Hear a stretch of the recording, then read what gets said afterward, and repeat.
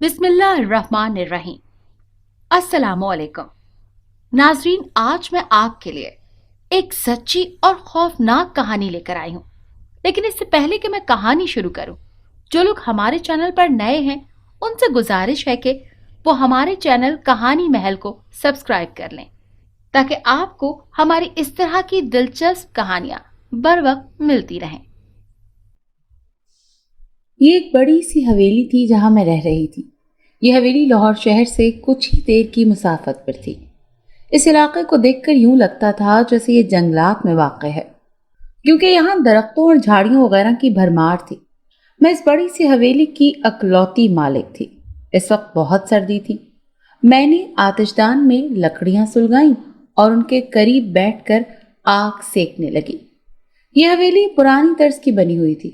एक वक्त था जब इस हवेली में चहल पहल हुआ करती थी, और अब ये वक्त आन पहुंचा था कि इतना सन्नाटा छा गया था। इस हवेली के मक्खियां इस दुनिया से जा चुके थे। अब मैं ही एक तन्हा बच गई थी। कुछ दिन पहले मेरे अब्बू भी वफात पा गए थे। ये हवेली अब्बू मेरे नाम कर गए थे, और अब सब खानदान वालों की निगाह मेरी इस हवेली पर थी। अभी थोड़ी देर पहले ही मेरे ताया का फोन आया था कि मैं ये हवेली उनके नाम कर दूं, लेकिन मैंने बरहमी का इजहार करके फोन रख दिया। ये हवेली मेरी दादा अब्बू की निशानी थी, और दादा अब्बू ने शुरू से ही कहा था कि यह हवेली मेरे अब्बू के बाद मेरे नाम होगी। मैं यही सब कुछ सोच रही थी कि अचानक एक सर्द हवा का झोंका मेरे वजूद से टकराया। मैं हैरान हुई कि सब खिड़कियां तो बंद हैं, फिर ये हवा का झोंका कैसे अंदर आ गया। मुझे आजकल यहाँ कुछ गैर मामूली सा लग रहा था। थोड़ी देर में किताब पढ़ती रही। किताब पढ़ने के दौरान मुझे ऐसा लग रहा था जैसे सामने कोई बैठा हुआ है। न जाने मेरे दिल में ये वहम किस तरह पैदा हो गया।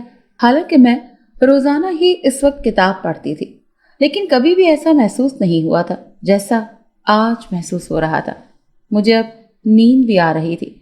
मैंने किताब मेज पर रखी और लकड़ियों पर पानी डालकर उसकी आग बुझाई और बड़े से पलंग पर जा लेटी और कंबल ओढ़ लिया। थोड़ी ही देर में मैं सो गई। चूंकि हवेली के कमरे बहुत बड़े बड़े थे, इसीलिए ठंड भी यहाँ बहुत होती थी। कंबल में भी मुझे सर्दी लग रही थी। मैं सो गई थी, लेकिन फिर अचानक कमरे में मुझे हिद्दत का एहसास हुआ। पूरा कमरा गर्म हो गया और ये एहसास मुझे भला महसूस हो रहा था। काफी देर में इस हिद्दत को महसूस करती रही। मुझे वॉशरूम जाने की जरूरत महसूस हुई तो मैं उठ बैठी, और जब वॉशरूम से वापस आई तो मेरी नजर बेसाख्ता आतिशदान पर पड़ी। ये देखकर मैं ठिठक गई कि आतिशदान में तो लकड़ियां जल रही थी और आग भी काफी लगी हुई थी, जिसकी वजह से कमरा गर्म हो गया था। मैं जल्दी से आतिशदान के करीब गई और लकड़ियों पर एक बार फिर पानी डालकर उस पर सुलगती हुई आग को बुझा दिया। ऐसा कैसे हो सकता है कि आग खुद ब खुद लग गई हो? मैं तो आग बुझा कर लेटी थी। मैं हैरानी से सोचने लगी। मेरी सोच में तफक्कुर और परेशानी का अंसर शामिल था। शायद आग बंद हुई ही नहीं थी ठीक से, इसीलिए जली रह गई। मैंने खुद को आर्मीदा किया और फिर सोने के लिए लेट गई। अगली सुबह जब मैं उठी तो ताया का फोन आ गया। मुझे बेहद गुस्सा आया। वो मेरी खैरियत पूछने के बजाय इस हवेली की बातें कर रहे थे। मेरे अब्बू को फौत हुए 1 माह भी नहीं हुआ था, और ये सब लोग इस घर को पानी की हिरस में लगे हुए थे। मैं यही सोचे जा रही थी कि अब मैं क्या करूं। दोपहर में ताया और ताई घर आ गए थे। चूंकि मैं बड़ों की इज्जत करती थी, इसीलिए मैंने उनकी अच्छी मेहमान नवाजी की। उरूश, ये घर इतना बड़ा है, तुम इतनी छोटी हो, कहाँ अकेली रह सकती हो यहाँ? ऐसा करो कि तुम हमारे घर रहने आ जाओ और इस घर को बेचने की सोचो। इतना बड़ा घर तुम्हारे किस काम आएगा? ताया की बात सुनकर मुझे आग लग गई। वो इस घर को बेचने की बात इसीलिए कर रहे थे ताकि इस घर से हासिल होने वाले पैसे ताया मुझसे हथिया ले।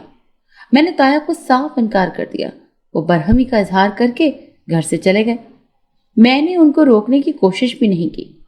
कुछ दिनों तक ये सिलसिला यूं ही चलता रहा। मैं शदीद डिप्रेशन में चली गई। कभी अब्बू के 2 बड़े भाई मुझे टॉर्चर करते, तो कभी चचा मुझे धमकियां देते, और कभी फुप्पो मुझे गालियां देती, तो कभी कोई और मेरे पीछे पड़ जाता। میں کمرے میں بیٹھی بے ساختہ سب کی باتیں سوچتے ہوئے رونے لگی تھی۔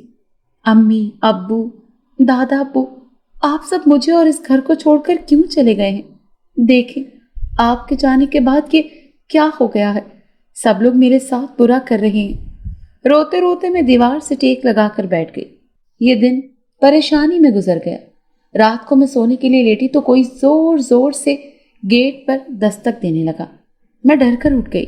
میں نے کھڑکی سے باہر دیکھا تو کوئی نظر نہ آیا۔ کافی دیر میں وہاں کھڑی رہی۔ جب دوبارہ لیٹی تو تھوڑی دیر کے بعد دوبارہ ویسی ہی اجلت میں دستک ہونے لگی۔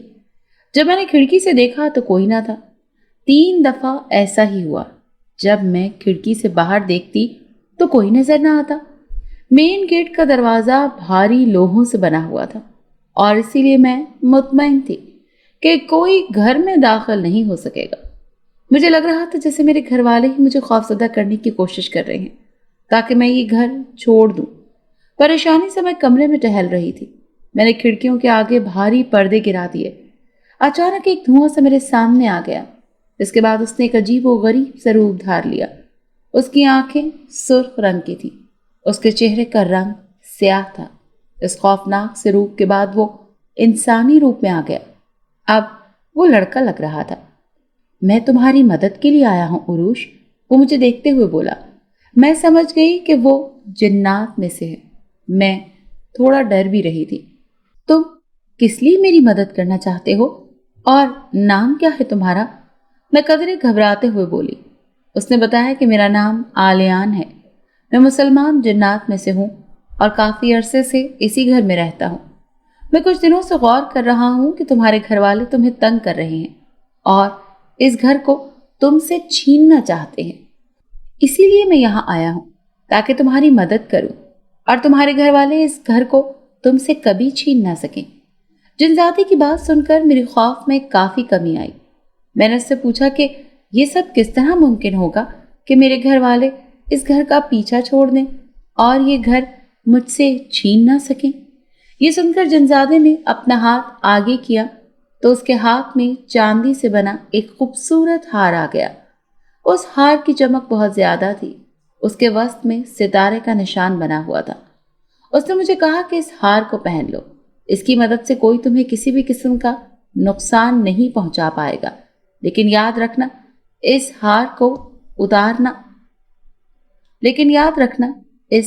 کو کبھی مت اتارنا۔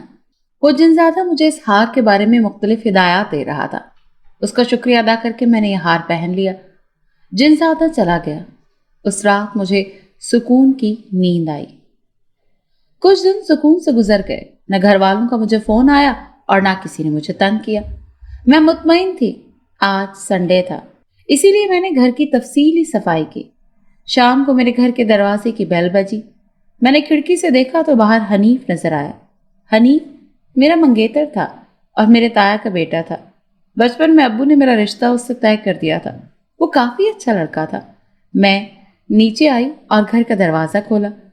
یہ حویلی 6 منزلوں پر مشتمل تھی اور میں 3rd فلور پر رہتی تھی۔ میں نے حنیف کو اندر بلایا اور اس کے لیے چائے بنا کے لائی۔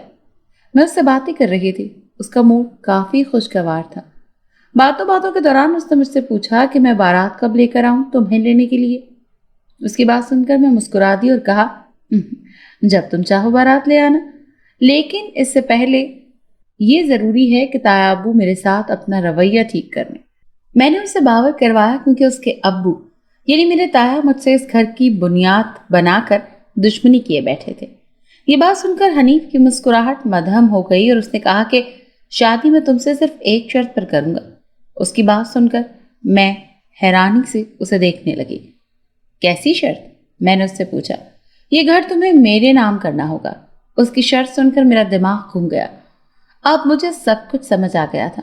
میری آنکھوں میں نمی آ گئی۔ میں سمجھتی تھی کہ حنیف بہت اچھا انسان ہے اور تایا چچا سے ذرا مختلف ہے، لیکن اب مجھے پتا چلا تھا کہ وہ بھی ان سب جیسا ہی ہے۔ اس کی آنکھوں میں مجھے لالچ نظر آیا۔ پلیز حنیف، تم ابھی چلے جاؤ یہاں سے۔ میں یہ حویلی کبھی کسی کے نام نہیں کروں گی، میں زخمی لہجے میں بولی۔ میرا دل بری طرح ٹوٹ گیا تھا۔ میں نہیں جانتی تھی کہ ابھی مجھ پر ایک اور آفت ٹوٹنے والی ہے۔ جا رہا ہوں میں عروج، اور سوچنے کے لیے تمہیں کچھ وقت دیتا ہوں۔ اگر یہ حویلی تم میرے نام کر دو گی تو میں تم سے شادی کر لوں گا، لیکن اگر تم نے انکار کیا تو پھر میں تم سے شادی نہیں کروں گا۔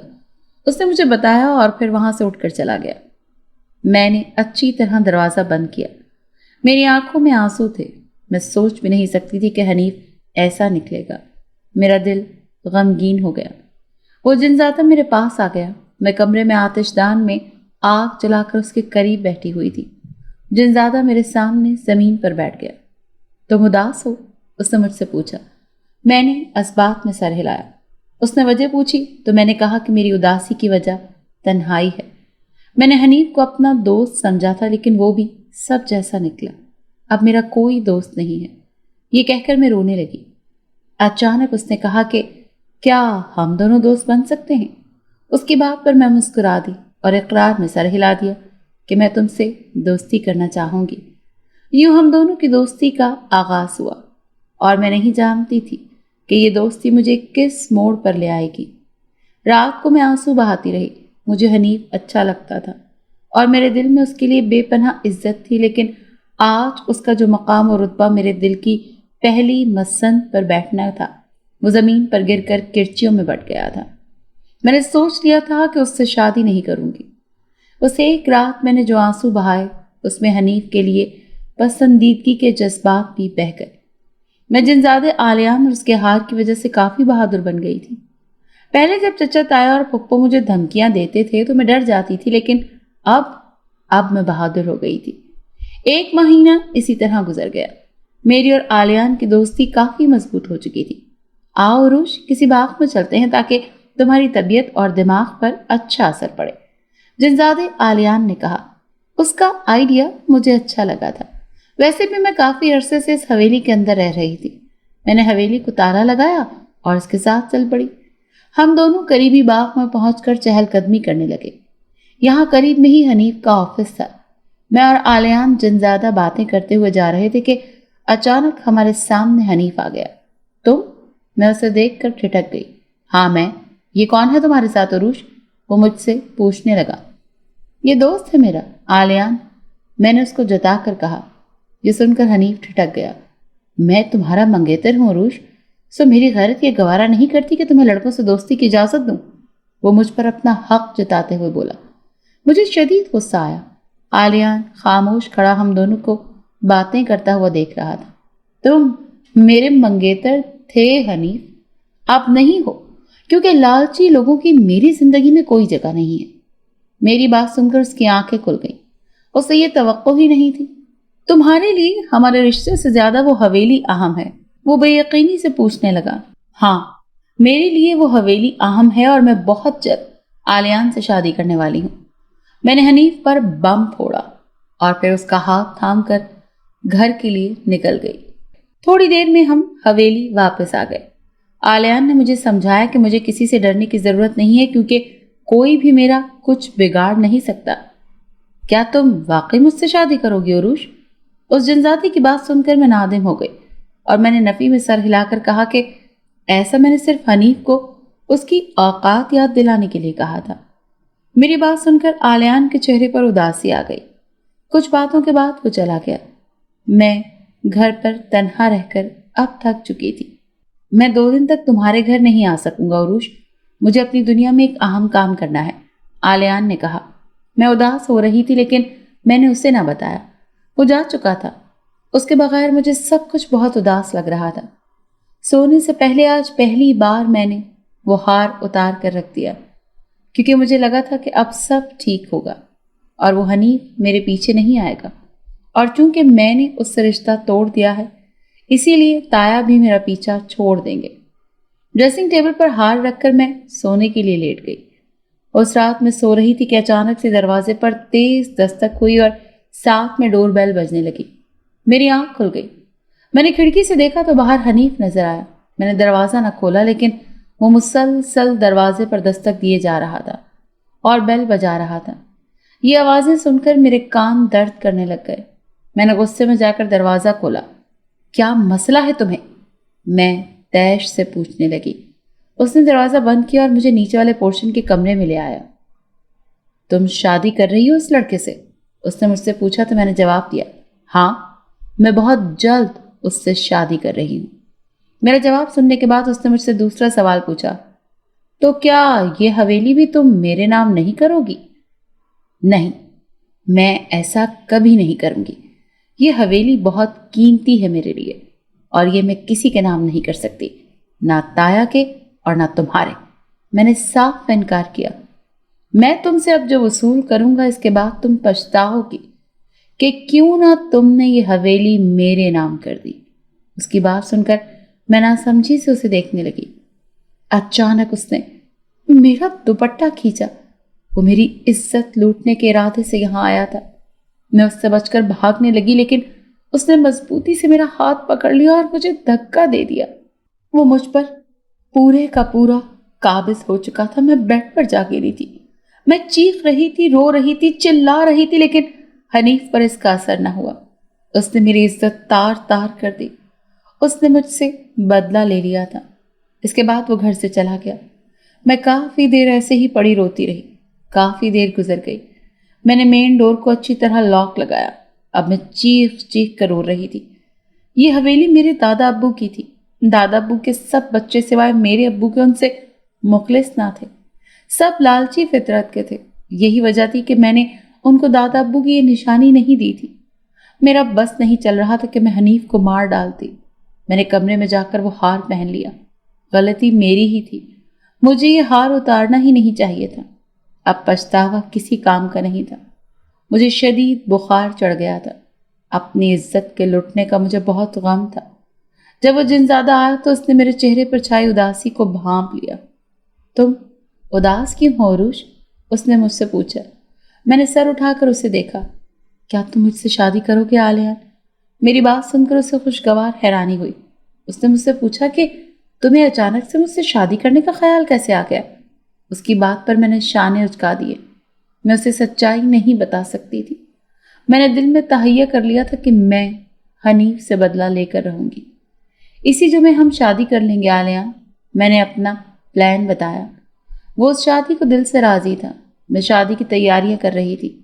ساتھ ساتھ میرے دل میں حنیف سے انتقام لینے کی آگ بھی جل رہی تھی۔ جمعے کو میں نے اور عالیان نے نکاح کر لیا۔ اس نے اپنے جنات دوست کو بھی نکاح میں شرکت کے لیے بلایا تھا۔ میں نے سفید اور سرخ رنگ کا جوڑا پہنا تھا۔ نکاح کے بعد ہم حویلی میں آ گئے۔ میں نے اپنا ڈریس تبدیل کیا۔ عالیان، اب تم اپنی دنیا میں واپس نہ جانا، بلکہ تم میری دنیا میں ہی میرے ساتھ رہو۔ میں اس کا ہاتھ پکڑتے ہوئے بولی۔ وہ مسکرا دیا اور اس نے کہا کہ وہ اب میرے ساتھ ہی رہے گا۔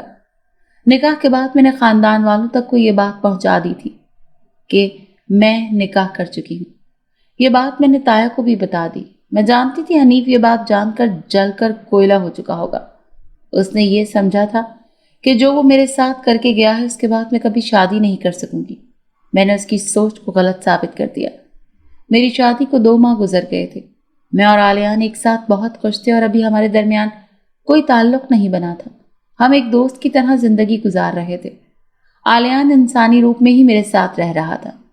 ان 2 ماہ میں تایا اور سب گھر والے مجھے کافی دھمکیاں دے چکے تھے۔ ابو، یہ عروج تو خود کو بہت بہادر سمجھنے لگی ہے۔ اس عالیان کی وجہ سے وہ خود کو ہواؤں میں اڑتا محسوس کر رہی ہے، جسے انسان نہیں بلکہ اسے کوئی جادوئی خزانہ مل گیا ہے۔ حنیف نے برہمی سے کہا۔ یہ سن کر اس کے ابو کہنے لگے کہ کیوں نہ ہم عروج کے پر ہی کاٹ دیں۔ اگر ایسا ہوگا تو ہم اس پر آسانی سے قابض ہو جائیں گے اور وہ حویلی ہمارے نام ہو جائے گی۔ یہ سن کر حنیف حیران رہ گیا۔ اس نے پوچھا کہ ابو، یہ کیسے ممکن ہے؟ جو بات اس کے ابو نے اسے بتائی وہ سن کر اس کی آنکھیں چمک اٹھی تھی۔ کچھ دن گزر گئے تو مجھے تایا کا فون آیا۔ میں یہ فون اٹھانا نہیں چاہتی تھی، لیکن میں نے عالیان کے کہنے پر اٹھا لیا۔ مجھے لگ رہا تھا جیسے اس بار بھی تایا اس مینشن کے بارے میں بات کریں گے، لیکن جو بات انہوں نے کی اسے سن کر میں دنگ رہ گئی۔ وہ کہنے لگے، بیٹا ہمیں معاف کر دو، ہم نے بہت بڑی غلطی کر دی، ہم بہت شرمندہ ہیں، ہمیں وہ حویلی نہیں چاہیے، ہم آج کے بعد کبھی تم سے اس حویلی کے بارے میں بات نہیں کریں گے۔ معافی مانگ کر تایا نے فون رکھ دیا۔ میں کافی شاک تھی۔ یہ بات میں نے عالیان کو بتائی۔ میری بات سن کر وہ بہت خوش ہوا اور کہنے لگا کہ چلو اچھا ہے، تمہارے گھر والوں کو عقل آ گئی. مجھے ان کی بات پر یقین نہیں آ رہا تھا، اسی لیے میں نے تایا کو معاف نہیں کیا تھا. حنیف کو تو میں کبھی معاف نہیں کروں گی، اس سے تو مجھے بدلہ لینا تھا. مجھے کچھ عجیب سا لگ رہا تھا. عروش، میں بہت عجیب سا کچھ محسوس کر رہا ہوں، آلیان نے مجھ سے کہا. کیا محسوس کر رہے ہو؟ میں نے اس سے پوچھا. شاید اداسی، آلیان نے بتایا. میں نے اس کے شانے پر سر رکھ لیا اور کہا کہ میں ہوں نا تمہارے ساتھ، اسی لیے تمہیں اداس ہونے کی ضرورت نہیں. میری بات سن کر وہ پھیکا سا مسکرا دیا اور کہنے لگا، تم ساتھ ہو کر بھی تو دور ہونا مجھ سے. اس کی بات کا مطلب میں سمجھ چکی تھی. مجھے بے ساختہ وہ رات یاد آ گئی جب حنیف نے میری عزت لوٹی تھی. میں سوچ رہی تھی کہ مجھے آلیان جنزادے کو سچ بتا دینا چاہیے. اب اس سے یہ سب چھپانا ٹھیک نہیں ہے. میں نے اس کے شانے پر سر ہٹایا اور سر جھکا لیا. مجھے تم سے کچھ کہنا ہے. میں نے تمہید باندھی. وہ مجھے ہی سن رہا تھا. میں نے اسے وہ سب کچھ بتا دیا جو اس رات آلیان کے جانے کے بعد ہوا. میں نے اسے یہ بھی بتایا کہ وہ ہار میں نے تمہارے منع کرنے کے باوجود اتار دیا تھا. میں دیکھ سکتی تھی کہ اس کے چہرے پر کرختگی کے آثار ہیں. میں اس کے گلے لگ کر رونے لگی. مجھے یہ سب تم سے چھپانا نہیں چاہیے تھا، لیکن میں کیا کرتی؟ میرے اندر ہمت ہی نہیں تھی.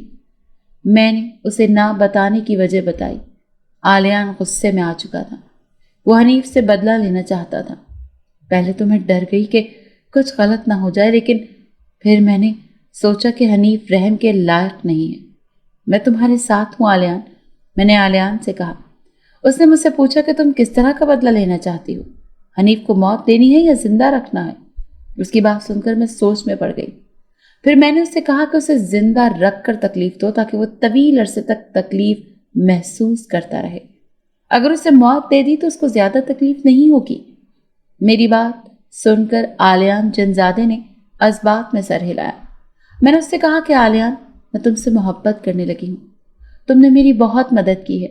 میں چاہتی ہوں ہم میاں بیوی کی طرح رہیں. میری بات سن کر وہ حیرانی سے مجھے دیکھنے لگا. اب ہم دونوں لیٹ چکے تھے. کمرے میں زیرو کا بلب چل رہا تھا. میری بات سن کر اس جنزادے نے میرا ہاتھ تھام لیا. وہ بہت خوش تھا. اس کی قربت سے مجھے بھی اچھا محسوس ہو رہا تھا اور اسے بھی. وہ میری بات سن کر کہنے لگا کہ عروش، تم نے تو میری ساری اداسی دور کر دی ہے. میں بھی تم سے بہت محبت کرتا ہوں. وہ میرے ماتھے کو چومتے ہوئے بولا.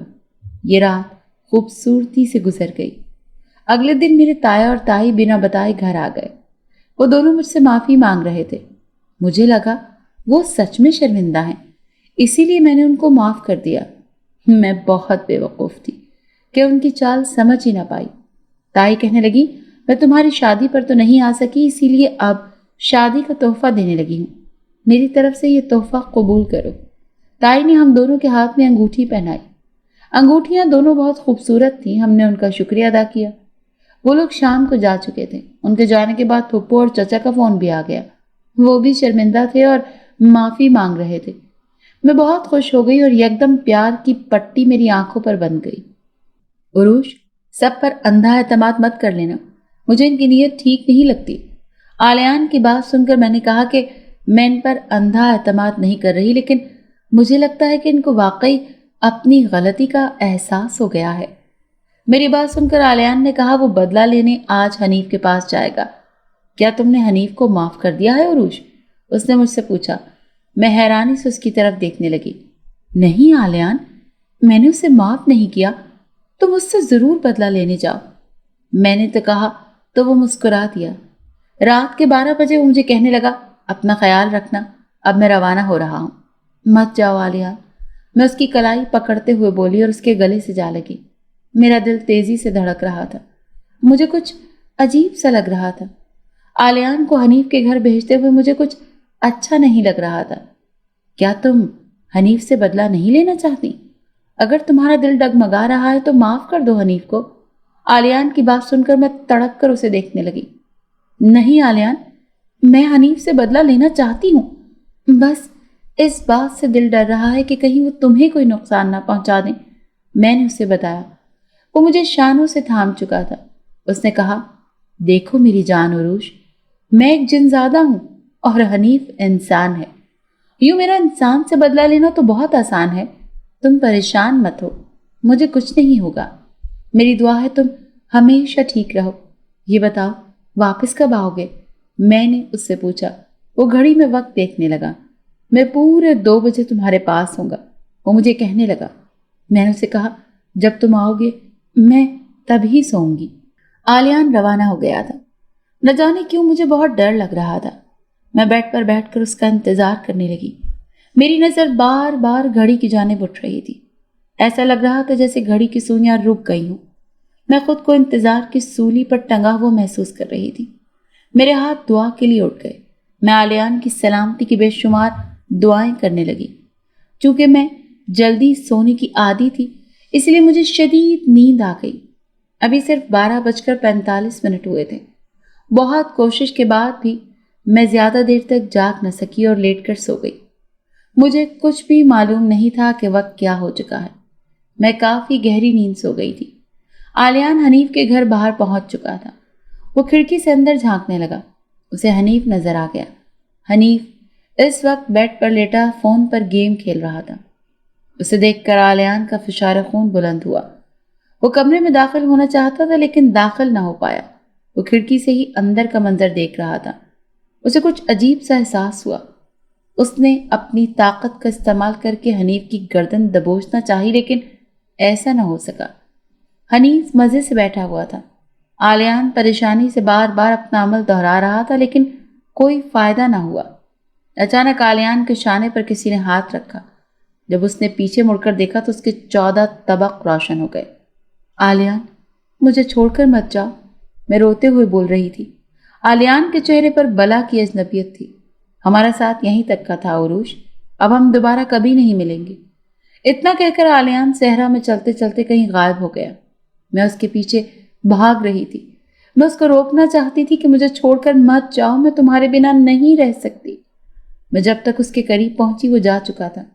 میں اسے آوازیں دیتی رہ گئی لیکن وہ لوٹ کر نہ آیا. میں رو رہی تھی, فریادیں کر رہی تھی لیکن وہ نہ آیا. آلیان, میں بلند آواز میں کہتے ہوئے اٹھ بیٹھی. مجھے لگا تھا یہ سب حقیقت میں ہو رہا ہے لیکن جب میں نے خود کو اپنے بیڈ پر پایا تو اللہ کا شکر ادا کیا کہ یہ ایک خواب تھا. میں آلیان سے بہت محبت کرتی تھی اور اس کے بغیر نہیں رہ سکتی تھی. میں نے کمرے میں نگاہ دوڑائی تو مجھے آلیان کہیں نظر نہ آیا. میں سمجھی کہ ابھی 2 نہیں بجے لیکن جیسے ہی میری نگاہ گھڑی کی طرف گئی میرے رونگٹے کھڑے ہو گئے. 3 بج چکے تھے لیکن وہ ابھی تک نہیں آیا تھا. میں اسے آوازیں دینے لگی کہ شاید وہ آ جائے لیکن وہ نہ آیا. میرا دل ڈوب رہا تھا. میں اپنے دل کو تسلیاں دے رہی تھی کہ آلیان آتا ہی ہوگا, پریشان ہونے کی ضرورت نہیں. کافی دیر میں خود کو بس تسلیاں ہی دیتی رہی مگر آلیان نہ آیا. یوں ہی 3 بجے, پھر 4 بجے اور پھر 5. فجر کی اذانیں بھی ہو چکی تھی. میں اس کا انتظار کرتے کرتے تھک گئی. میں نے جلدی سے اٹھ کر وضو کیا اور نماز ادا کی. نماز میں بھی میں اللہ تعالیٰ سے دعا کر رہی تھی کہ آلیان صحیح سلامت ہو اور واپس آ جائے. میں رو بھی رہی تھی. نماز کے دوران ہی مجھے محسوس ہوا جیسے کمرے میں کوئی آیا ہے. میں مسکراتی کہ شکر ہے آلیان آ گیا. جب میں نے سلام پھیرا تو یہ دیکھ کر میری چیخ نکل گئی کہ آلیان زمین پر گرا ہوا تھا اور اس کا جسم خون میں لت پت تھا. میں اسے پکارتے ہوئے بھاگ کر اس کے قریب آئی. اس کی آنکھیں بند تھی. میں اسے پکار رہی تھی کہ یہ سب کیا ہو گیا. میں نے اس کی نبض اور سانسیں دیکھی لیکن سب ختم ہو چکا تھا. اچانک وہ غائب ہو گیا. آلیان مر چکا تھا. وہ زار و قطار میں رو رہی تھی. جس چیز کا مجھے ڈر تھا وہی ہوا. آلیان مجھ سے دور ہو گیا تھا. میں صدمے میں چلی گئی تھی. میں یوں ہی بیٹھی رہی اور صبح ہو چکی تھی. ہر طرف اجالا ہو گیا تھا. کمرے کے اندر کھڑکی کے راستے روشنی داخل ہو رہی تھی اور میری آنکھوں سے مسلسل آنسو بہتے جا رہے تھے. میں تمہیں نہیں چھوڑوں گی حنیف. تم نے میرے آلیان کو مار ڈالا, اب میں تمہیں مار ڈالوں گی. میری آنکھیں اس وقت سرخ ہو رہی تھی. میں نے ایک بڑا خنجر اپنے دوپٹے میں چھپا لیا. میں نے سوچ لیا تھا کہ اب میں حنیف کو مار دوں گی. اس بات میں کوئی شک نہیں تھا کہ حنیف ہی میرا گنہگار تھا. غصے اور انتقام کی آگ میں جل رہی تھی. میں تیزی سے دروازہ کھٹکھٹا رہی تھی. تھوڑی دیر میں تائی نے دروازہ کھولا. وہ مجھے دیکھ کر حیران رہ گئی. تم یہاں اتنی صبح, سب خیریت ہے؟ انہوں نے میرا حلیہ دیکھتے ہوئے پوچھا. اس وقت میں بالکل پاگل اور جنونی لگ رہی تھی. تائی کی بات کا جواب دیے بنا میں گھر میں داخل ہوئی اور حنیف کے کمرے میں جا پہنچی۔ وہ سویا ہوا تھا۔ اسے دیکھ کر میری انتقام کی آگ بھڑک اٹھی۔ میری آنکھوں کے سامنے رات آ گئی، وہ رات جو میری عزت لوٹنے کی رات تھی، اور پھر عالیان کا خون آلود وجود۔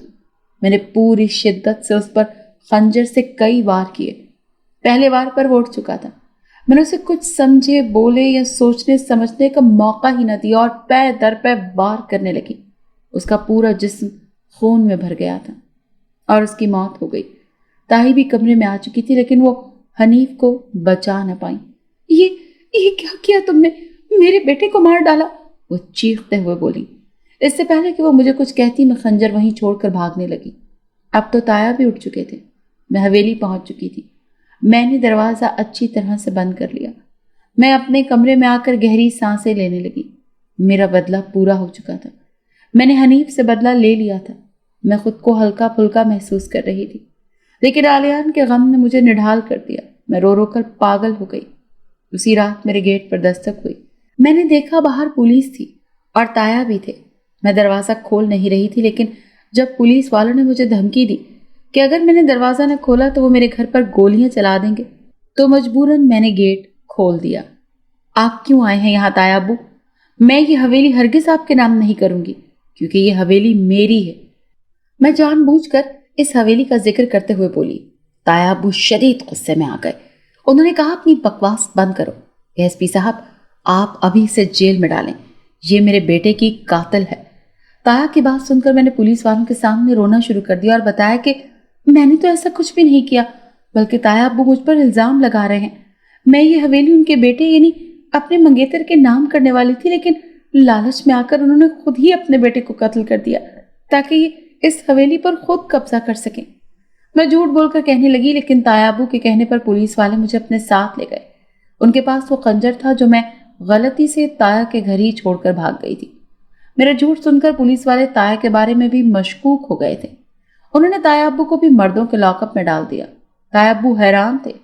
پولیس والوں کا کہنا تھا کہ وہ اس خنجر پر آئے فنگر پرنٹس چیک کریں گے، اور وہ فنگر پرنٹس ہی اس بات کی نشاندہی کریں گے کہ اصل قاتل کون ہے، اور جو قاتل ہوا اسے 20 سال کی قید سنائی جائے گی۔ پولیس کی بات سن کر تایا مطمئن ہو گئے، جبکہ میں ڈر گئی۔ ظاہر ہے میں نے ہی اس خنجر سے حنیف کو مارا تھا، اسی لیے وہاں میرے ہی فنگر پرنٹس آئیں گے۔ میں پریشان ہو چکی تھی۔ اس وقت میں سلاخوں کے پیچھے تھی۔ میں اللہ سے رو رو کر دعا مانگ رہی تھی کہ میری مدد کریں۔ یہ رات بھی میں نے جاگ کر گزار دی۔ دوپہر کو فنگر پرنٹس میچ کیے جانے تھے۔ میرا دل دھک دھک کر رہا تھا۔ مجھے اور تایا کو لیب میں لے جایا گیا۔ میرا دل ڈوب رہا تھا۔ میں یہی سوچ رہی تھی کہ اب میرے ساتھ بہت برا ہوگا۔ میں 20 سال اسی قید میں رہوں گی، اور پیچھے سے تایا ابو اس حویلی پر قبضہ کر لیں گے۔ میرے پاس حویلی کے دروازے کی چابی تھی جو میں نے اپنے ٹراؤزر کی جیب میں رکھی ہوئی تھی۔ حویلی کے دروازے کے آٹومیٹک لاک بھی تھے۔ لیب میں کانسٹیبل نے ہمارے فنگر پرنٹس چیک کیے۔ اے ایس پی صاحب بھی وہی تھے۔ سر، اس لڑکی کے فنگر پرنٹس میچ نہیں ہو رہے، جبکہ ان صاحب کے فنگر پرنٹس خنجر کے اوپر آئے فنگر پرنٹس سے میچ کر رہے ہیں، یعنی انہوں نے ہی قتل کیا ہے اور یہ لڑکی بے قصور ہے۔ کانسٹیبل کی بات سن کر تو میں خود بھی دنگ رہ گئی۔ ایسا کیسے ہو سکتا تھا؟ یہ سب جیسے بھی ہوا، میں نے اللہ کا شکر ادا کیا کہ اس نے میری مدد کی اور اب بھی مجھے تنہا نہیں چھوڑا۔ تایا چیخ چلا رہے تھے کہ انہوں نے قتل نہیں کیا، لیکن کوئی ان کی فریاد اور نالہ سن نہیں رہا تھا۔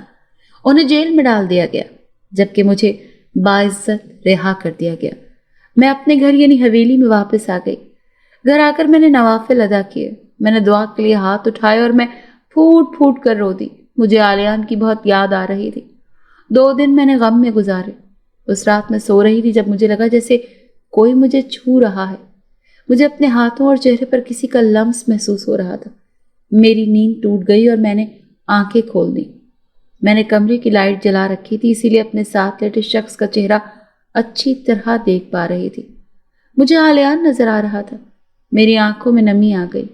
میں جانتی تھی کہ یہ میرا خواب ہے۔ عالیان سامنے نہیں آ سکتا کیونکہ وہ زندہ نہیں تھا۔ عالیان، تمہیں پتا ہے میں نے تمہارا بدلہ لے لیا۔ میں نے حنیف کو مار ڈالا اور تایا کو جیل بھجوا دیا۔ میری بات سن کر وہ مسکرایا اور اٹھ بیٹھا۔ جانتا، اس نے میرا بازو پکڑ کر مجھے اٹھایا۔ میں اسے دیکھتی جا رہی تھی۔ میں نے سختی سے اس کے بازو کو پکڑا۔ میں جانتی ہوں تم ایک سراب ہو، تم ابھی ختم ہو جاؤ گے، یہ میری آنکھوں کا دھوکہ ہے، تم اصل میں ہو ہی نہیں، تم تو مجھے چھوڑ کر دوسری دنیا میں چلے گئے ہو نا ہمیشہ کے لیے، اس دنیا میں جہاں سے کوئی واپس نہیں آ سکتا، تم بھی واپس نہیں آ سکتے۔ میں اسے دیکھتے ہوئے بول رہی تھی، ساتھ ساتھ رو رہی تھی۔ اس نے میرے آنسو صاف کیے۔ نہ میں کوئی سراب ہوں، نہ تمہارا وہم، اور نہ ہی کوئی آنکھوں کا دھوکہ، بلکہ میں سچ میں تمہارے سامنے موجود ہوں اور زندہ ہوں۔ اس نے کہتے ہوئے میرے گال کو چوما۔ میں بے یقینی سے اسے دیکھنے لگی۔ آلیان حنیف کے گھر کے باہر پہنچ چکا تھا۔ وہ کھڑکی سے اندر جھانکنے لگا۔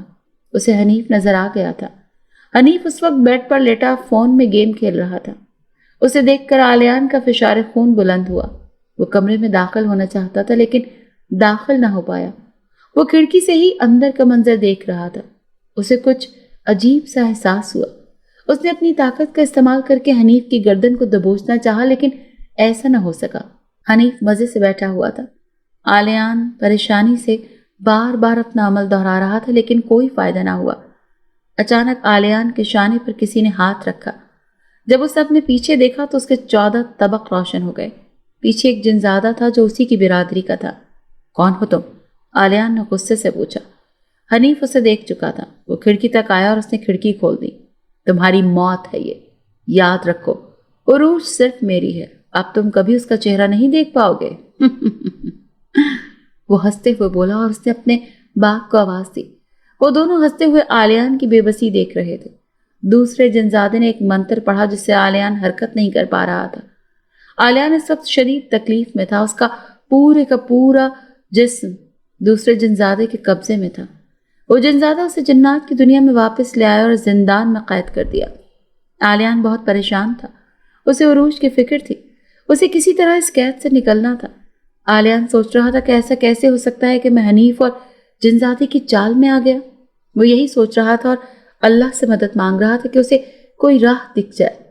جیسے جیسے وقت گزر رہا تھا اسے اپنا جسم بھاری محسوس ہو رہا تھا۔ ایسا لگ رہا تھا جیسے اس کے جسم کو کسی نے جکڑ رکھا ہے۔ کافی وقت گزر جانے کے بعد اس کی نظر اپنے ہاتھ پر پڑی۔ اس کی انگلی میں وہ انگوٹھی تھی جو اسے تائی نے دی تھی۔ اب اس کا منہ کھل گیا۔ وہ سب سمجھ گیا۔ یقیناً یہ انگوٹھی معمولی انگوٹھی نہیں تھی بلکہ اس پر کوئی خاص عمل کیا گیا تھا جس وجہ سے اس کی طاقتیں یوں اچانک گم ہو گئیں۔ یہ حنیف اور اس کے ابو کی چال تھی۔ وہ اس انگوٹھی کو اتارنا چاہتا تھا لیکن اس کا جسم حرکت نہیں کر رہا تھا۔ اسے لگ رہا تھا کہ اگر وہ یہ انگوٹھی نہ اتار پایا تو کچھ بھی ٹھیک نہیں ہو پائے گا اور سب کچھ خراب رہے گا اور عروج بھی اپنے گھر والوں سے محفوظ نہیں رہ پائے گی۔ اسے اپنی نہیں بلکہ عروج کی فکر تھی۔ وہ جب اپنے جسم کو حرکت دینے کی کوشش کرتا تو اسے بہت تکلیف ہوتی۔ یہ تکلیف اس کی برداشت سے باہر تھی لیکن پھر بھی اس نے پوری قوت لگا کر اپنے ہاتھ سے انگوٹھی اتار دی۔ اب وہ تھوڑا بہتر محسوس کر رہا تھا۔ اس کی طاقتیں واپس آ گئی تھیں۔ وہ زندان سے نکلنے میں کامیاب ہو گیا تھا۔ وہ واپس اپنے مسلمان قبیلے میں آیا اور سردار سے مدد مانگی۔ سردار نے اسے کہا کہ وہ کچھ دیر ان کے پاس رہے کیونکہ اس کے جسم میں کافی تبدیلیاں ہو گئی تھیں۔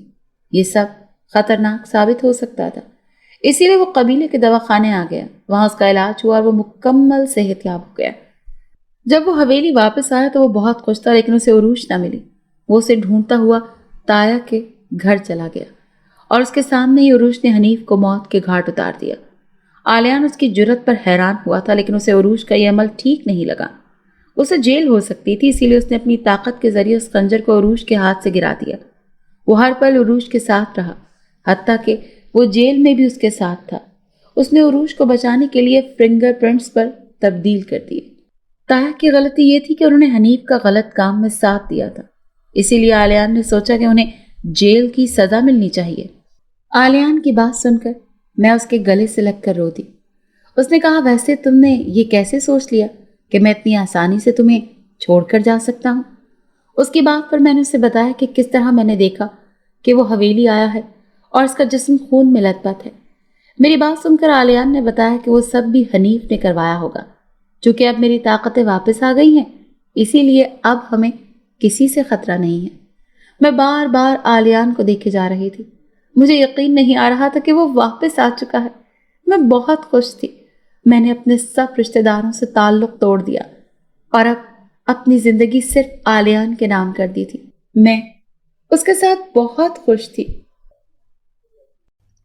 اگر آپ کو یہ کہانی اچھی لگی ہے تو اسے لائک کیجیے اور ہمارے چینل کہانی محل کو سبسکرائب کیجیے۔ اور ہاں، اگر آپ کے کسی دوست، رشتہ دار یا بہن کے ساتھ خدا نخواستہ اس طرح کا کوئی بھی واقعہ پیش آیا ہے تو ہمیں کامنٹ سیکشن میں اس کے بارے میں ضرور بتائیے۔